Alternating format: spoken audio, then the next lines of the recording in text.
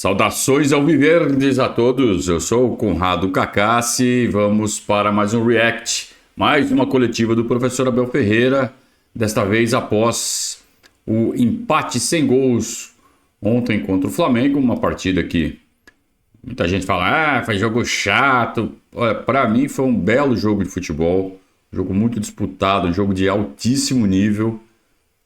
Não houve gols porque as defesas prevaleceram sobre os ataques. Simplificando, é claro que tem uma porção de nuances que determinaram a forma como a partida foi jogada.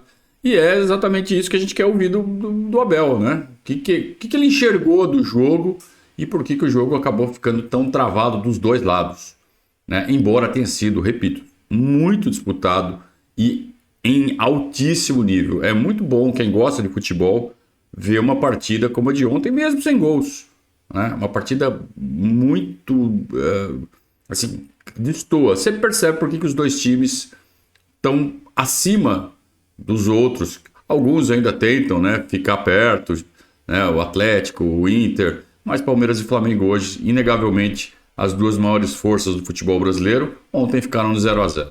Vamos ver o que o Abel tem a dizer. Palmeiras emenda nesse momento no Campeonato Brasileiro 2 jogos como mandante e apenas 1 ponto somado. Você acredita que isso pode fazer falta lá na frente, tendo em conta que 2 adversários que são cotados para chegar lá na frente também brigando pelo título? Pode. Boa noite, Abel. João Quer do Verdade. Pode. Depois da derrota contra o Internacional, o Palmeiras vem a campo com uma pequena alteração aí na escalação, a volta do Luan e uma dupla de ataque, né? O Endrick e o Flaco. Você que gosta de falar em relações numéricas, esse time foi escalado pensando em atacar com 5 jogadores a linha do Flamengo de 4 defensores, ou porque você acha que esse hoje é o Palmeiras ideal com o Luan? Obrigado. Já vi que o teu companheiro aí ficou chateado com a pergunta. Eu respondi à sua pergunta, ou não? Você perguntou-me se lá na frente esses 4 pontos podem fazer diferença. Eu disse, pode. Foi claro? O cara fez uma pergunta objetiva, uma pergunta basicamente para sim ou não. Claro que o Abel podia ter desenvolvido, podia. Esses 4 pontos podem fazer falta? Podem. O que mais você quer que eu fale?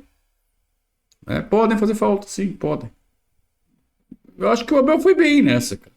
Eu acho que se os jornalistas querem respostas elaboradas, eles que façam perguntas que estimulem uma resposta elaborada. Se você faz uma pergunta que permite um sim ou não, o cara vai responder sim ou não. O cara quer ir embora para casa, sabe? O cara quer chegar e ver a família, quer ficar lá respondendo pergunta de jornalista. Sua pergunta, fizemos uma alteração, tiramos o Lázaro e metemos o Luá. Muitas vezes nós achamos que a construção do jogo começa na frente, mas ela começa primeiro atrás para chegar à frente. Ufa! E vocês sabem, eu mudo com muita facilidade. Gosto muito, como já vos disse, da saída a 3. E acho que a grande diferença, na minha opinião, foi jogarmos aqui em casa, com a nossa torcida, com o nosso ambiente, com a emoção vinda de fora. Por exemplo, o Internacional teve muito mais posse de bola que teve, por exemplo, o Flamengo aqui. Já vos disse, é uma vantagem muito grande jogar aqui no Allianz Parque, mesmo faltando 10 ou 15 mil, porque o palco tem que estar completo, como vocês viram. Mas sim, vocês também sabem que o Loa fez um excelente Paulistão. E como disse ao teu colega há pouco, muitas vezes nós achamos que meter mais um centroavante ou mais um ponta, que a equipa fica mais consistente, e não é isso que a gente vê. Há outras maneiras de defender. Vocês viram como é que o Real Madrid passou à fase seguinte, não é? São jogos muito equilibrados, jogos entre equipas grandes, e foi aquilo que eu senti hoje. Sim, queríamos muito vencer. Acho que até poderíamos ter vencido, até fizemos um golo inclusive, mas não posso negar que do outro lado está uma equipa super competente, com muitos recursos e que nos criou dificuldades também depois das substituições, mas eu acho que a nossa equipa se portou bem. De fato, né? olha a diferença. O Tite escolheu fazer a gestão de energia e deixou simplesmente o Pedro e o De La Cruz no banco. Quando os caras entraram, fez uma diferença. E o próprio Gerson também, quando entrou no decorrer da partida. O Abel mencionou o fato de poder estar de volta no Allianz Parque, que é sempre muito bom, mesmo com 10 mil a menos, tá, Abel? Não 15. Com 10 mil a menos, por conta do palco. Melhor isso do que Barueri, tá? E acho que foi isso que o Abel deu a entender. E respondendo diretamente à pergunta do João Kerr, ele falou que, olha, o Luan fez um grande campeonato paulista e não é porque a gente coloca o Luan que vai tornar o time menos ofensivo, é só reposicionar as peças no tabuleiro. E de fato foi o que aconteceu. Ele respondeu que ele fez isso pensando na saída de 3, que o Luan dá mais qualidade na saída de bola e tirou o Lázaro. Você reposicionando as peças, né, fazendo com que principalmente os laterais, né, tenham mais liberdade para descer, não vejo problema. A questão é que quando você tira um cara da frente para pôr mais um zagueiro, o pessoal que fica na frente tem que ocupar direito esses espaços e ter mais aproximação entre eles. E a gente viu que faltou isso ontem. Muitas vezes a defesa do Flamengo, ou quase todas as vezes, a defesa do Flamengo com superioridade numérica. E uma das peças que foi muito cobrada por isso ontem foi o Veiga. Então eu imagino que o assunto Rafael Veiga ainda vai ser desenvolvido durante esta coletiva. Vamos aguardar. Abel, boa noite. Thiago Henrique, Dimensão Esportiva. Abel, após o Flaco sair, o Palmeiras continuou insistindo em cruzamentos na bola na área, foram 10 cruzamentos nos últimos 30 minutos. O que explica a insistência do cruzamento, mesmo sem o 9 de referência? Muito obrigado. Muito fácil, o nosso adversário fecha bem o jogo por dentro, joga com 3 médios por dentro, ainda meteu um quarto médio que é aquele jogador que custou quanto? De La Cruz. Não, aquele jogador que custou... Sim. Vocês devem pensar que eu não sei o nome dele. Custou quanto? Ele fala isso só para falar, olha como o Flamengo tem dinheiro para investir, olha como o Flamengo está investindo, olha como o Flamengo está gastando dinheiro em jogador bom. Aquele jogador que custou tanto, claro que ele sabe o nome dele, né? Ele custou. Eu acho que na última coletiva eu fiz um comentário, mas ninguém percebeu aquilo que eu disse. Às pessoas que fizeram questão de me responder essa pergunta, eu fiz que o Flamengo sim tinha dinheiro. Vejam nos últimos 5 anos o nível de contratações do Flamengo. Foi isso que eu quis dizer para quem não percebeu. E portanto meteu mais um médio, ok? 4. Portanto, nós não queremos bater no muro. E quando não dá para bater no muro e quando o adversário se fecha por dentro, nós temos que ir por fora. Isto posto, Abel, então não deveria tirar do Flaco. Ué, se você sabe que o meio está fechado, se você sabe que o caminho é através dos cruzamentos, então deixa o Flaco Lopes no jogo. Embora ontem ele tivesse cabeceando tudo errado, também tem isso, né? Mas essa é uma bela pergunta. Eu lanço-te um desafio. Vais a esta jornada, vê quantos golos foram de jogo interior, vê quantos golos foram de cruzamentos e vê quantos golos foram de jogada individual. E depois a gente fala como é que a gente entra. Nós entramos conforme o adversário nos deixa. Não é? Se o adversário, vocês viram 2 ou 3 viradas na primeira parte, da direita para a esquerda, apanhar o Mike sozinho. Porquê? Porque o adversário, primeiro, o Flamengo defende-se muito bem. É? 2 blocos de 4, mais 2 na frente, junta bem, fecha bem o corredor da bola, fecha bem o corredor central.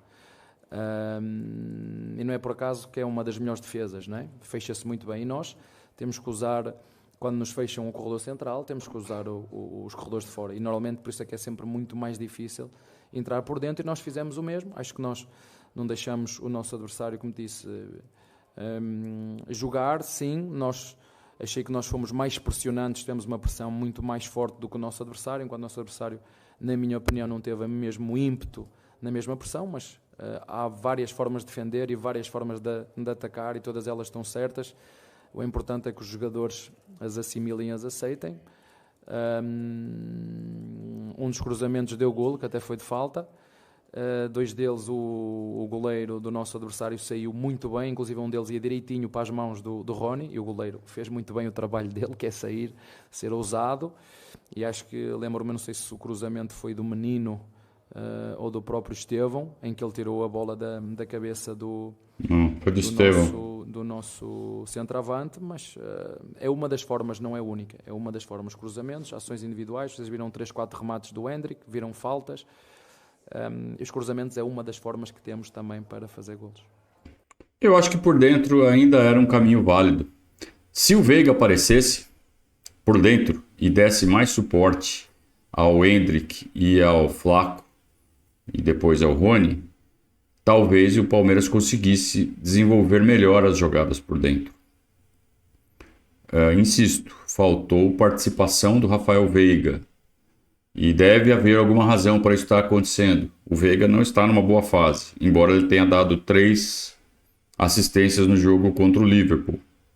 Tudo bem, era o Liverpool, mas ele deu 3 belíssimas assistências. Então a gente também não pode achar que o Rafael Veiga não vale nada. Ele está num momento ruim, né? E momento recente, tá? Porque até outro dia ele estava dando 3 assistências no mesmo jogo. Então por que isso está acontecendo? Eu acho que isso é um tema que poderia ser desenvolvido. Abel, boa noite. O próximo jogo do Palmeiras é na altitude. E o Everton, assim que ele saiu do campo, ele falou ali na entrevista que os jogadores estão fazendo um suplemento diferente com a nutrição há praticamente 10 dias. Como é que está a preparação para esse jogo em relação à altitude? O que seria esse suplemento diferente? Você pode falar para a gente? Obrigado. Primeiro dizer-vos que o nosso adversário jogou quinta-feira. E nós jogamos domingo. Temos uma viagem pela frente de 6 horas. Eu gostava que vocês ouvissem com atenção o que o Guardiola tem falado agora sobre ter 2 dias de descanso ou 3 dias de descanso. Gostava que vocês ouvissem, vocês, imprensa brasileira, dessem atenção às últimas 2 coletivas que o Guardiola fez. E digo ao Guardiola, se ele se queixa com o campeonato que ele tem, se vier aqui competir para o Brasil com a quantidade de viagens que temos que fazer, ele não faz nenhuma viagem de 6 horas para ir jogar. Não faz nenhuma viagem de 6 horas para ir jogar Liga dos Campeões. Dificilmente fará. E nós aqui dentro fazemos de 3 e meia, 6 horas agora. Portanto, é verdade, claro que ele próprio também o diz, que é fundamental a recuperação, o descanso, a nutrição, claro que sim, por isso temos 2 nutricionistas absolutamente extraordinárias, as 2, a Mirtz e a Elaine, e sem tempo para treinar, o que é que nós temos que fazer? Recuperar. Portanto, o Guardiola também disse que tempo eu tive para treinar este jogo. Eu faço a pergunta, que tempo eu tenho, com viagem por meio, para treinar, para ir jogarmos ao Independente Del Valle? Que tempo eu tenho quando jogamos no domingo? E o nosso adversário joga na quinta-feira para se preparar para defrontar o Palmeiras daqui a 2 dias. Vocês acham que isso tem alguma vantagem para eles ou para nós? Eu acho que é do senso comum. E como te disse, claro, é fundamental nós capricharmos na hidratação, na suplementação, no recovery. É fundamental isso. Mas não há milagres. Como diz o Guardiola, não há milagres, não é? Todos temos limites e o limite é olhar para os nossos jogadores e se tivermos que trocar 11, vamos trocar 11, porque é assim e nós temos que aceitar.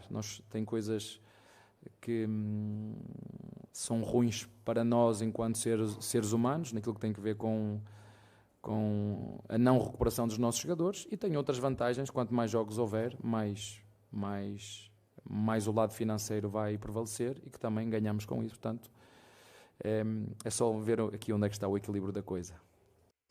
O Abel mencionou algumas vezes no início desta coletiva que o Flamengo tem uma vantagem financeira, Então o Palmeiras precisa jogar para faturar também. E aí o Abel reclama que tem muito jogo. Também tem razão nisso. É uma dificuldade natural do futebol brasileiro. E aí cai numa frase que ele sempre usa. É o que é. É assim mesmo. Ireis do arerês. Então, Abel, eu entendo as suas queixas recorrentes, Toda vez que alguém faz uma pergunta, você tem que responder, mas essa é a dificuldade que a gente tem. Beleza, né? Acaba sendo mais do mesmo, mais do mesmo, mais do mesmo. E ele sempre menciona o Guardiola. É uma das grandes referências do Abel, além do Klopp, que ele gosta bastante de mencionar também, às vezes o Mourinho, mas ele menciona muito o Guardiola. E tá certo, eu acho que você tem sempre que se espelhar nos melhores naquilo que você faz, para você também ser um dos melhores.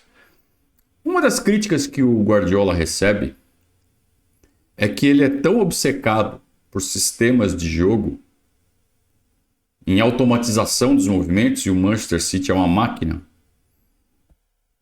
que isso acaba inibindo a criatividade dos jogadores. Tem LeBron na Europa também. E que os jogadores acabam ficando robotizados demais. E aí eles mencionam muito a queda de rendimento do Grealish, que quem acompanha, eu admito que eu não, mas quem acompanha diz que ele jogava muito no Aston Villa e que agora não joga nada no Manchester City por conta da rigidez tática que o Abel impõe e que o Guardiola impõe e que o Abel impõe no Palmeiras. Eu acho que esse seria um tema muito bom para o Abel discorrer, já que ele fala tanto em Guardiola, em modernidade, em sistemas de jogo, em perceber o futebol. E eu não estou falando que eles estão errados, hein? Guardiola e Abel. Aliás, só faltava, né? Eu falar que o Abel e o Guardiola estão errados. Mas eu queria entender como eles enxergam essa contestação. Afinal de contas, como fazer para que o jogador mantenha seu espírito livre, sua criatividade, mesmo dentro de um sistema bastante rígido, onde o jogador, antes de mais nada, tem que correr para o lado certo, ocupar o espaço certo. Como desenvolver, fazer com que o jogador se mantenha concentrado em suas funções táticas e, ao mesmo tempo, livre para criar. Quando você tem um cara extra classe como o Endrick, por exemplo, é muito fácil. A gente vê o Endrick fazendo isso todo jogo, só que o Endrick é um extra classe. Como é que você faz pro Lázaro fazer isso? Como é que você faz pro Rony fazer isso? Como é que você faz... O Rony também. O Rony não foi uma boa pergunta. O Rony da bicicleta. O Rony não tem esse problema. Mas como é que você faz, por exemplo, para o Gabriel Menino render? O que a gente sabe que ele tem, ele é talentoso pra caramba, mas ele parece que ele fica preso. Acho que o Gabriel Menino é um ótimo exemplo. Ele fica muito preso nos sistemas táticos e parece que ele fica um pouco mais inibido. Eu acho que esse é um belo tema que pode ser desenvolvido aí algum dia por alguém. Abel, também não entendo quem é o gênio que coloca um jogo desse porte, Palmeiras e Flamengo, favoritos ao título, na terceira rodada de 38 de um longo campeonato. Mas, enfim, essa é uma outra conversa. Isso não é sorteio, não é? Não. É sorteio. Não. Sorteio é o que... Não. Não é sorteio. Eu sei, mas eu acho que é sorteio. Portanto, se é sorteio... Não é. É sorteio. Não é sorteio. Ruim para o futebol, na minha opinião, nesse momento. Concordo contigo sobre a discrepância de investimento do Flamengo. É impressionante como os caras contratam o valor de jogadores, nível de jogadores. E é por isso também que eu sou muito admirador do seu trabalho, que você faz mais com menos, porque o Palmeiras, apesar de top, não investe tanto no time como o Flamengo. Depois do elogio, a pergunta. Para o nível técnico que a gente tinha hoje à disposição no gramado, tanto do Palmeiras quanto do Flamengo, não teve muita briga? Eu sei que é competição, que o jogo é pegado, mas tem muita briga e pouco futebol? É uma boa pergunta, assim, não é o gramado, eu já vos disse, eu sou o primeiro a reclamar de tudo, né? Vocês dizem que eu reclamo de tudo. Vos garanto que não é do gramado. Eu, para vos ser sincero, há gramados naturais muito piores do que os nossos sintéticos, e o primeiro sintético foi o do Atlético Paranaense, o segundo foi o Palmeiras, e o terceiro, se não estou enganado, e corrija-me se eu estiver enganado, acho que foi o do Botafogo. Juventude também tem? Aí tem, pronto. E porquê é que tem? Tem, porque a quantidade de jogos que há no Brasil é impossível manter uma qualidade de um gramado, como por exemplo tem o Corinthians. O Corinthians só joga lá o Corinthians. Quando a CBF, se assim posso dizer, conseguir meter em todos os campos a qualidade do gramado que está, por exemplo, no do Corinthians, aí nós podemos reclamar dos sintéticos. Não é? Porque eu já fui jogar a vários campos grandes e o gramado é... Pronto, eu sei que está a falar, eu nem queria falar nisso. Sim, é ruim e vocês sabem, é ruim, é muito mais propício a lesões e a entorces do que a grama sintética. Agora me diz, não, eu olho para aquele jogo que ainda vi, o City com o Real Madrid, parece o tapete que eu tenho lá em casa, aí estamos a falar de outro nível. Portanto, nós vamos falar, e eu aí concordo, dos sintéticos quando todo mundo no Brasil tiver o mesmo nível de gramado que tem o Corinthians. Aí nós podemos dizer, não, é melhor realmente um gramado natural ou igual à Europa, um gramado natural do que um gramado sintético, porque 80% dos gramados aqui, eu lamento dizer isto, mas são pasto. Não bons. Não são bons. E Morumbi, pronto, não vou dizer que não, porque eles também trocam com alguma frequência quando há shows, não é? Mas para mim o melhor, também já o disse, não tem problema nenhum, uma coisa não tem a ver, somos rivais sim, somos rivais do Corinthians, mas a minha opinião é que quando todos os campos no Brasil tiverem um gramado igual ao do Corinthians, aí nós podemos falar do sintético, o que não é o caso, e tem muita interferência na qualidade do jogo, ter uma grama em condições. Em relação ao resto, vocês sabem que são... Ele falou de gramado, a pergunta não foi de gramado, a pergunta foi sobre o jogo ter sido muito pegado e que se esperava mais da qualidade do jogo pela qualidade dos jogadores dos dois lados. Não tem muito a ver com o gramado, ele aproveitou a pergunta para falar de gramado mais uma vez e aquela coisa de sempre. Jogos equilibrados, eu entendo que vocês aqui gostam de ver jogos como já deu um Flamengo contra o Palmeiras, uma Supercopa ou Recopa. Supercopa deu, não sei quando foi o jogo, 4-3, foi um jogo espetacular, mas se calhar foi um jogo tático, vocês não gostam da tática e têm toda a razão, muito mal jogado. Ou seja, taticamente foi um jogo, para haver tantos golos, taticamente foi muito mal jogado. E o treinador, eu penso assim, não sei como é que pensou o Tite, não gosta seguramente, eu acho que ele também pensa da mesma maneira, não gosta de jogos mal jogados taticamente. E quando vocês veem grandes equipas a jogarem uma contra outra, não é aqui, em todo lado, há sempre poucos golos e poucas oportunidades, porque são equipas com muitos recursos humanos, com bons jogadores, e houve duas equipas, uma que tentou pressionar e nós pressionamos alto, pressão, não deixar o adversário gostar do jogo, coisa que, por exemplo, não fizemos contra o Internacional, e pronto, acabou por ser um 0-0 e acredito que para quem gosta de ver golos, aí eu tenho que concordar, foi um jogo sem golos, é um jogo... que não foi bonito. Eu vejo de outra maneira, claro que eu queria golos, claro que eu queria ganhar, inclusive fizemos um golo, estava fora de jogo, mas não foi por aí. Duas grandes equipas com grandes jogadores e pronto, e deu 0-0 e como te disse, achei que nós poderíamos ter ganho, mas não podemos não negar que do outro lado está uma equipa também com muita qualidade e pronto, e vocês viram, o nosso adversário mexeu na equipa e criou-nos alguns problemas, mas a nossa equipa deu sempre boa resposta. É a mesma impressão que eu fiquei, para quem viu o nosso pós-jogo aqui no nosso canal, eu saí satisfeito com a qualidade da partida, embora não tenha havido gols, e eu até comecei, não sei se eu comecei, esse react com essa mesma ideia. Eu achei o jogo muito bom, muito bem jogado, muita qualidade dos dois lados, um jogo tático, e não saiu gol exatamente porque o Abel, acho que concordamos aqui, os dois times fizeram jogos táticos muito bem feitos e as defesas prevaleceram sobre os ataques. Poderia ter saído gol? Poderia. O Palmeiras até fez um gol que por isso aqui estava impedido, mas... Boa noite, Abel. Regis do Tifose 14. eu queria que você explicasse a ideia de ter tirado o Murilo e colocado o Palmeiras um pouco mais à frente nos últimos 15 minutos de jogo. Não é muita mudança tática. Não foi o contrário. Não é muita mudança tática, mas tirou o terceiro zagueiro, colocou um jogador de meio campo que foi o Lázaro. E por que da escolha do Murilo também? Mas a equipa manteve-se igual, porque repara, quem vinha a fechar essa linha de 5 ou de 3, como você quiser, foi o Rocha, começou a fazer. Exatamente. A equipa não mudou absolutamente nada, não mudou nada. Trocou o Gustavo Gomes pelo Marcos Rocha. Pronto, é isso mesmo.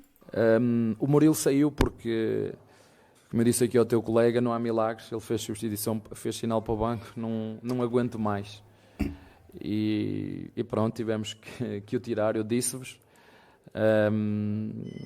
ao contrário do que alguns dos vossos colegas me falam, se preocupa, vai jogar agora com o Internacional e depois com o Flamengo e depois com o Independente Del Valle e depois... O que me preocupa não é os nossos adversários, o que me preocupa é o tempo que nós temos para recuperar, porque isso depois tem interferência na qualidade do jogo, na velocidade do jogo. Isso é o que me preocupa, é como é que nós vamos recuperar os nossos jogadores. Isso sim, é o que mais me preocupa agora. Raro a gente ver um zagueiro pedir substituição por cansaço. Só que o Murilo ontem mereceu, viu? Porque ontem ele fez um partidaço. O Luan, um pouco abaixo do habitual. O Gustavo Gomes, jogando de lateral, bastante abaixo do habitual. E o Murilo jogou pelos 3. Fez um partidaço. Então, o 0 do Flamengo tem a assinatura ali do Murilo, cara. E não é à toa, então, que ele tenha sentido esse cansaço. Porque, além de ter percorrido, eu acho, uma quantidade de espaço muito grande, ele foi com muito vigor em praticamente todas as divididas, todas as bolas. Ele exigiu do físico dele um absurdo ontem. Isso foi visível. Então tá explicado. Eu até achei que tinha sido pelo cartão amarelo, né? Ele poderia ter tirado qualquer um dos 3 zagueiros. Ele escolheu o Murilo e eu achei, por causa do amarelo. Não, é porque ele estava realmente cansado. Abel, não sei, posso estar errado, eu vejo o Richard Rios com muita movimentação dentro do campo e o Veiga dá aquele passinho que o Zé Rafael deu para trás, né? O Veiga tá mal, o Veiga não joga mais, mas eu tô sentindo que ele tá jogando mais taticamente do que até aparecendo. E aparece só nas bolas paradas, numa falta, no escanteio. Só para lembrar que há 2, 3 jogos ele deu 3 assistências para o jogo contra o River. Bem lembrado. O que está acontecendo com o Veiga? A culpa é minha porque eu já o devia ter tirado em 2 ou 3 jogos e estou sempre a metê-lo. Aí a culpa é minha. A gente está falando, o Abel perdeu a chance de fazer a gestão de energia no jogo contra o Inter. Não era para o Veiga ter jogado contra o Inter e ele saiu do jogo contra o Vitória fazendo aquela cara, vocês lembram, né? No domingo passado. Falei assim, não vai jogar contra o Inter. E, para nossa surpresa, ele estava escalado contra o Inter. Então, ele jogou mal contra o Inter e aí está sentindo o físico e sentiu ontem, ficou abaixo do normal ontem contra o Flamengo. Então, se ele tivesse sido poupado contra o Inter, tivesse dado mais chance para o Rômulo, por exemplo, talvez o Palmeiras tivesse jogado melhor contra o Inter, porque o Veiga estava abaixo, e aí o Veiga teria jogado muito melhor ontem e talvez tivesse vencido o Flamengo. Para mim, o grande erro do Abel, isso está escrito lá no pós-jogo, escrito no nosso site, foi não ter feito a gestão de energia no jogo contra o Inter. E aí a bola de neve. Fomos mal contra o Inter e mal contra o Flamengo. A responsabilidade é toda minha. Nós, como tu disseste bem, nós sabemos que o Veiga a qualquer momento nos pode dar coisas e decide jogos. Como disseste bem, fez 3 assistências. E o problema é do treinador que insiste em estar sempre a metê-lo e ele precisa descansar. Ainda hoje eu sei, há 2 dias o Veiga não ia jogar. Há 2 dias eu achava que o Veiga não ia jogar, em função do que foi a análise que fizemos, da recuperação que fizemos, das dores que ele sentia. Eu disse, ele hoje não vai jogar, mas a vontade dele é tanta de nos ajudar que, e nós sabemos que ele é um jogador diferenciado, é um jogador diferente e uma equipa como a nossa, não é? Eu tenho o Veiga e estamos à procura de tentar arranjar um bom substituto à altura. Por exemplo, o nosso adversário tem o Rascaeta, tem o De La Cruz, e eu tenho forçado muito, por exemplo, o Veiga, e como eu vos disse, muitas vezes vocês reclamam da fase dos jogadores, e deixem que eu vos diga de coração, não é porque eles não querem, é porque eles não conseguem, porque jogam cansados, que jogam com a bateria. Sabem quando vocês pegam no vosso telemóvel e a bateria está a 50%? Muitas das vezes os nossos jogos aqui são feitos a 50%. E eles têm que ir lá para dentro de qualquer jeito. E depois nós queremos que aos 70 minutos, aos 80, eles tenham a frescura mental para fazer bem o passe, para fazer bem o cruzamento. E quando tu estás cansado aqui, reflete-se ali. E é verdade, o Veiga não está na sua melhor forma e o responsável sou eu. Porque já, se calhar, devia ter poupado muito mais no Paulista, devia ter poupado muito mais, ainda agora, por exemplo, no jogo que nós fomos jogar ao Vitória, não devia ter jogado. Não é? Claro que eu agora só sei agora, depois das coisas terem acontecido, não devia ter jogado no Vitória, e eu meti-o a jogar, ainda assim, tiram ou não tiram o intervalo, mas depois se precisarmos, se o Vitória fizer um golo, como é que... E pronto, e como eu vos digo, muitas vezes a má forma dos nossos jogadores, a responsabilidade é minha, porque eu tento ajudá-los, eu tento ler, e este é um caso deles. Já devia ter descansado há mais tempo. Vocês viram o próprio treinador do Flamengo, o Tite, a falar de alguns jogadores que não... E é verdade, não há como. E eu, a sorte tenho que temos um núcleo de saúde e performance espetacular que nos ajuda a recuperar os jogadores, e depois tem o treinador que às vezes tem que meter os jogadores mais experientes, como ainda foi hoje, mais vivos, preparados para estes jogos, e os que entraram muito bem, ajudaram-nos. É muito bom, e é isso que nós temos que valorizar. Um Estevão que nos está a ajudar, um Luís que fez um excelente jogo em São Lourenço, o próprio Lázaro que se está a adaptar aqui, o Hendrick hoje fez um jogo também bom, bem conseguido, pena naqueles 2 ou 3 rasgos que ele sempre tem nos jogos não ter tido 1 ou 2 remates que podiam ter tido no golo e não foram.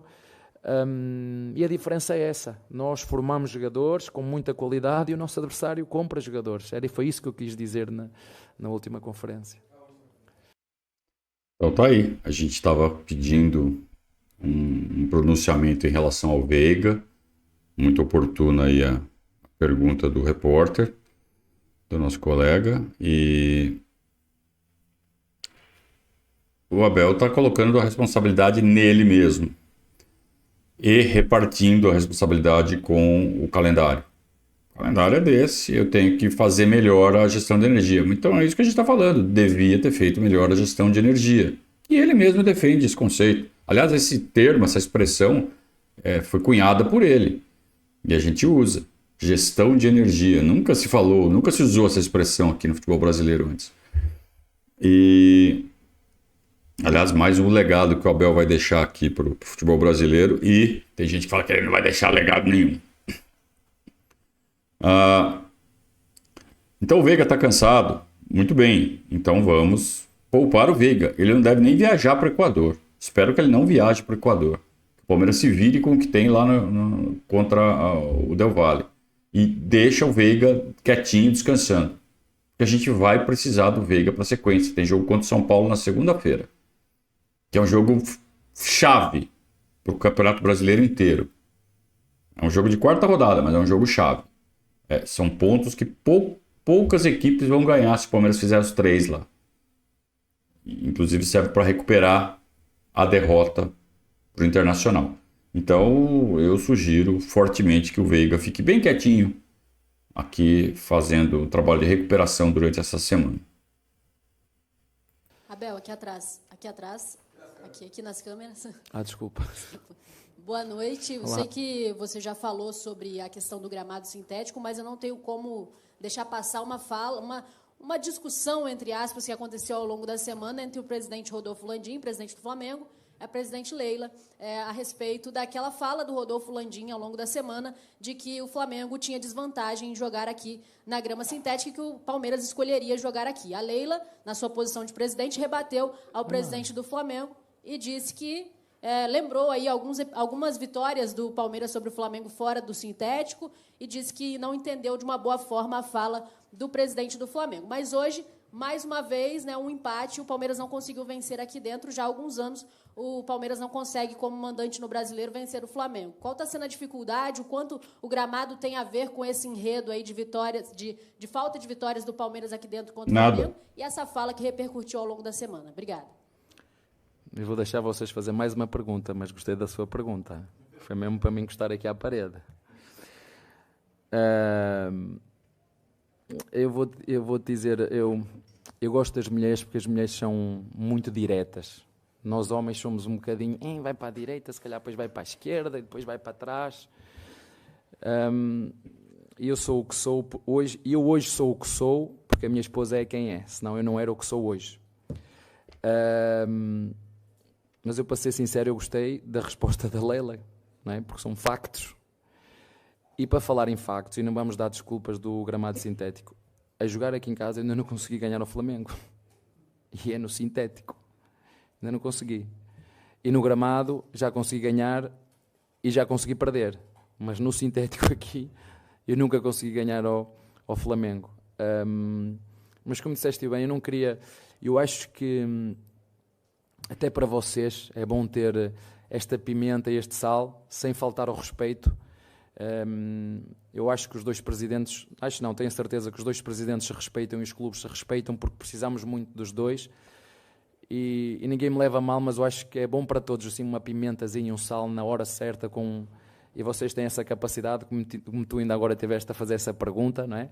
Deitar o sal e a pimenta certa para a comida ficar no ponto. Eu acho que faz bem nada de faltar ao respeito, mas assim, não sei como é que vocês, uma expressão, assim, uma bem metida, foi muito bem metida, foi um cruzamento com conta, peso e medida e os nossos centroavantes fizeram um golo aí nesse comentário da nossa Presidente, que eu particularmente, são factos. Mas pronto, é só isso. Obrigado pela pergunta, eu acho que fui claro. E vou-vos deixar fazer mais uma, que eu não queria que acabasse assim a conferência. Pode ser? Podem fazer mais uma?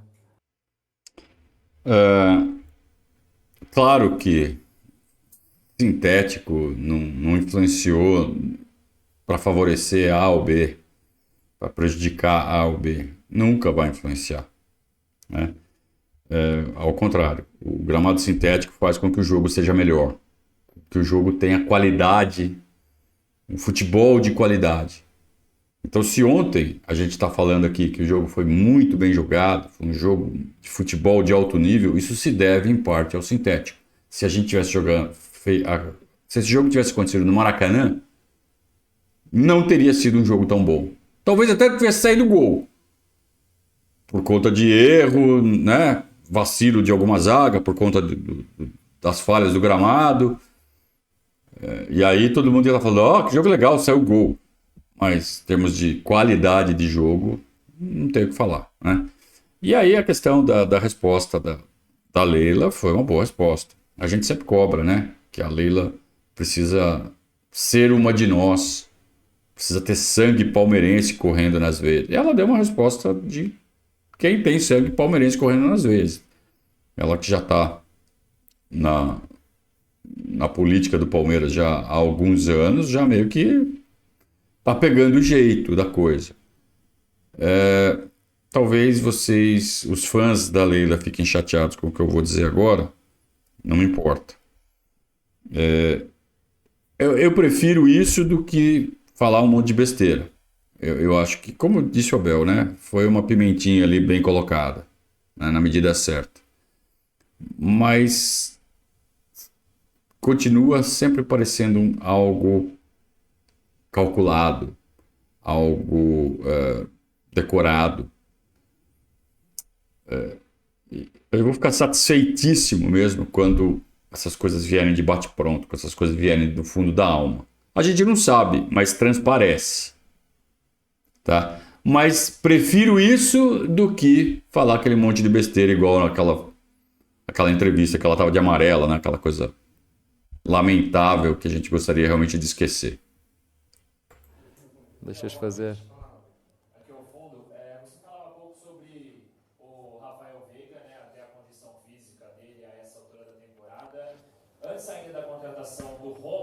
foi citado por você numa entrevista coletiva que o John seria essa segunda opção, né, o primeiro reserva do Veiga atuando nessa função dentro de campo. O John, alguns jogos já não aparece entre os relacionados. Durante a semana tivemos a notícia de um interesse do Bragantino que o Palmeiras optou por mantê-lo no elenco. Queria te ouvir, em relação ao John, o que é planejado pela comissão técnica do Palmeiras, por que há algum tempo ele já não aparece entre os relacionados e por que também não surge como uma opção nesse momento em meio a esse aspecto físico do Veiga? Obrigado. Boa. Obrigado pela pergunta. O John é um jogador tipo Flaco Lopes, se vocês quiserem, para vos tentar explicar o mais que eu conseguir. Eu disse ao teu colega que há uma diferença muito grande entre um elenco e outro. Nós temos que formar os nossos jogadores. E formar os jogadores muitas vezes é tirá-lo da competição e metê-lo a desenvolver. Claro que ele depois vai ter que jogar outra vez e ele vai jogar e nós não o deixamos sair porque eu sei que alguns dos nossos torcedores, e agora saiu o Breno, e o Breno foi um jogador que nos ajudou muito, mas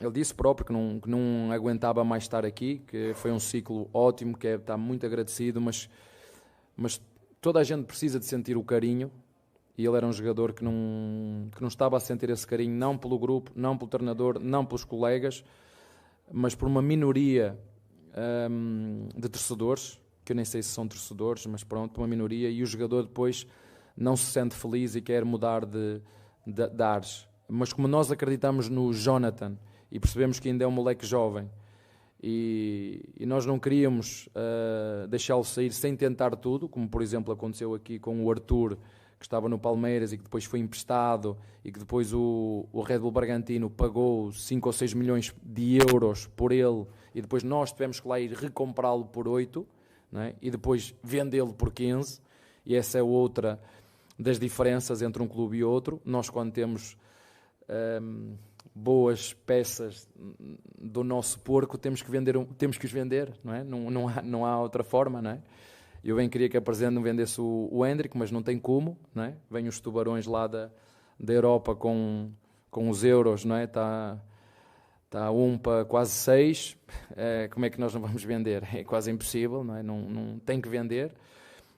E nós acreditamos muito no Jonathan, e obrigado por teres falado nisso. Inclusive nós não o deixamos ir, mas reconhecemos-lo, porque sabíamos quanto o Bragantino o queria, não só o que ia pagar por ele, mas quanto lhe ia dar também de salário, e nós também lhe reconhecemos isso. E o resto é o caminho normal que os jogadores jovens têm que fazer. Eu entendo que os nossos jovens agora estejam um bocadinho ansiosos porque querem todos ser o Hendrick, né? E as coisas, eu estou sempre a falar no tempo de Deus, o tempo de Deus não é igual para todos, né? E o Hendrick foi agora, o Estevão se calhar está a ser agora, o Luís vai ser, mas nós temos que os ajudar, como foi com o Flaco Lopes. Nós vamos ter essa paciência porque o Palmeiras tem essa paciência. Essa é uma das diferenças de nós para com, por exemplo, o nosso rival de hoje. Temos que ter paciência. E o que nós estamos a ter com o Jonathan é exatamente isso. Se tu fores ver, no Paulistão, ele foi um dos jogadores mais utilizados. Tenho quase a certeza que deve estar nos 10 ou 11 mais utilizados do Paulistão. Que nós queríamos vê-lo, fazer crescer, perceber onde é que ele tem que ser melhor e ajudá-lo. E agora sim, fomos buscar o Rómulo. E o Rómulo é o outro que vai ter que... Eu tenho-lhe dado agora uma buchazinha, ter vindo connosco, jogou agora contra o Internacional quando eu tive que tirar o Veiga, mas é um jogador que ainda vai ter que se adaptar à nossa camisa, à nossa forma de jogar, à intensidade de treino, ao nosso pré-treino, ao nosso pós-treino, com todo o respeito para o Novo Horizontino. As realidades são completamente diferentes. Agora acreditamos nele, como fizemos com o Rios, mas não tenho expectativas de... amanhã ele vai chegar aqui e vai resolver todos os... Não, é um jogador que é jovem, que fez um Paulistão absolutamente extraordinário. Eu tenho esse compromisso para com a competição, Paulistão, embora eu gostaria que reduzissem o número de jogos, mas não estou a dizer que gostaria que acabasse, é impossível acabar esta competição. E uma forma que o Palmeiras tem e que eu tenho de valorizar essa competição é estar sempre a dizer, todos os anos nós vamos buscar um jogador. E maldita a hora que eu disse isso, porque quando jogam contra nós, eles dão a vida para esperar saber se o Palmeiras me vem buscar aqui a mim. E foi aquilo que eu senti. Mas obrigado pela pergunta. O John é um jogador que nós contamos, queremos. Está no forno.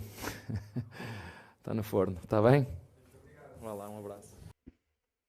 Muito bem, assim ele terminou a entrevista e ótimo esse último tema, né? Por que o John John sumiu? O Abel não gosta mais dele, o Abel queimou ele. Não.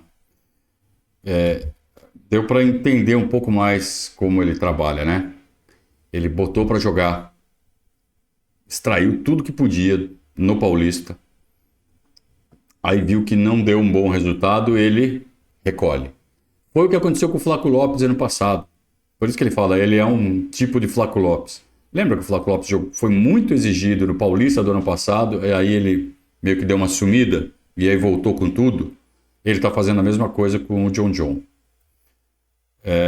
que era muito bom na base. E ele mencionou alguns aspectos humanos, né? Deu como exemplo o Breno Lopes, que pediu para sair porque estava saco cheio da torcida. E o Abel sabe que são poucos.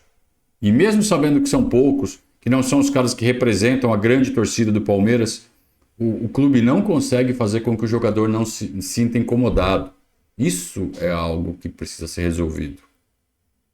O Palmeiras precisa ensinar melhor aos jogadores a lidar com essa meia dúzia de mentecaptos que usam redes sociais para outros fins. Eles não estão manifestando seu amor pelo Palmeiras fazendo o que fazem. Não estão querendo melhorar o Palmeiras. Tem os cornetinhos que falam assim, não, a gente critica porque a gente quer que o time melhore. Não. Esses caras não fazem isso para melhorar o time. Fazem isso com outras intenções. E os jogadores têm que entender que isso está no jogo, faz parte do jogo moderno do futebol, lidar com esse tipo de coisa. E os jogadores do Palmeiras não estão lidando bem. Então o Breno Lopes é mais um. A gente viu o Borja ontem, o River Plate perdeu do Boca Juniors, mas o Borja meteu gol, de novo. O Borja está metendo gol no River Plate que não tem fim. E foi 3-2 para o Boca, 2 do Merentiel. 2 do Merentiel, que já fez o que fez aqui ano passado. E aí tem sempre aquela meia dúzia de Enzo que fica, né, chamando todo mundo de bagre, de não sei o quê.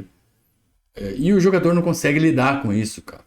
Então, por que eu me incomodo com a Enzolândia? Porque tem muita gente que vem falar, pô, Conrado, você fala muito da Enzolândia, você deixa os caras pra lá, mas porra, eu até tento deixar eles pra lá, mas aí vem o Abel e fala assim, olha, tá saindo mais um jogador porque ele tava de saco cheio da Enzolândia. Então o que eu faço? É difícil. O clube tem que fazer a parte dele. Eu acho que tem que usar algum tempo ali na convivência, fazer uma programação ali para fazer com que os jogadores lidem melhor com os efeitos da Enzolândia. Talvez isso evite que a gente tenha desfechos como o do Breno Lopes. Mas o Breno Lopes estava jogando mal, que bom que ele saiu. Alguém vai dizer, e não precisa nem ser Enzo para falar isso. De fato, o Breno Lopes não estava jogando bem. Mas será que ele não estava jogando bem por conta desse processo de desgaste? Se ele tivesse tido apoio, se ele tivesse sido tratado com a dignidade que ele merece, ele não teria jogado melhor? Será?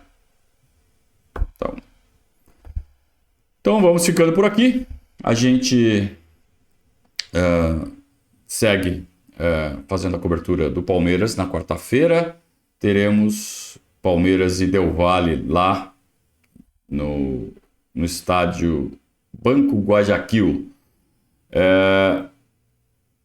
Hoje à noite teremos o Verdados ao vivo, nossa live semanal, onde a gente vai discorrer um pouco mais sobre os acontecimentos desta semana. O Palmeiras passou em branco, não marcou gols. 0 gols contra o Inter, 0 gols contra o Flamengo.